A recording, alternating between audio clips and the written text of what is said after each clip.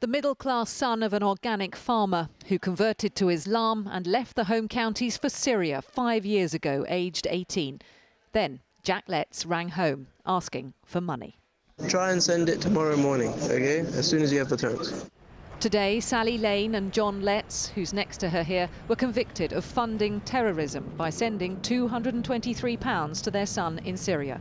The jury acquitted them over an attempt to send a further £1,000 and failed to reach a verdict on an attempted transfer of £500. We have been convicted for doing what any parent would do if they thought that their child's life was in danger.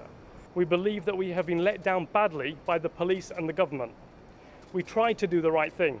We fully cooperated with the police and asked them repeatedly for help. They promised they would help us, but instead of helping us, they used the information we provided to prosecute us. This is Sally Lane on CCTV making the first transfer to her radicalised son in a Western Union branch near her home in Oxford. When arrested in 2016, she told police she did it to encourage him to leave the territory held by so-called Islamic State.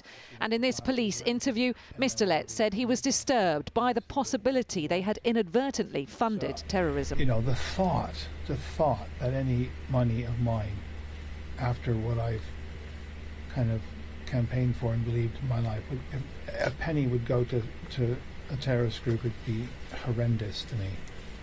And if I knew that any monies did, you know, if Jack was involved with that, I'd be horrified, and that would be the end of my relationship with my son.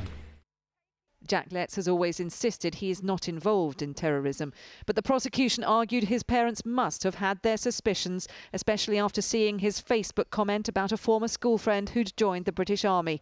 He wrote, "I would love to perform a martyrdom operation in this scene."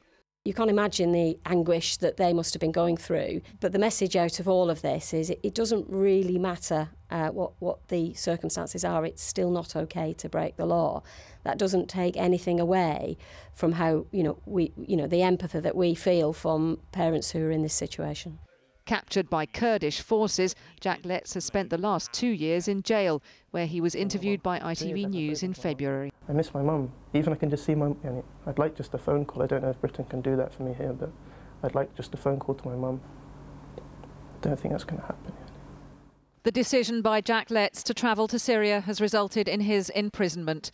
With a 15-month sentence suspended for a year, his mum and dad have been spared the same fate. Catherine Jones, 5 News.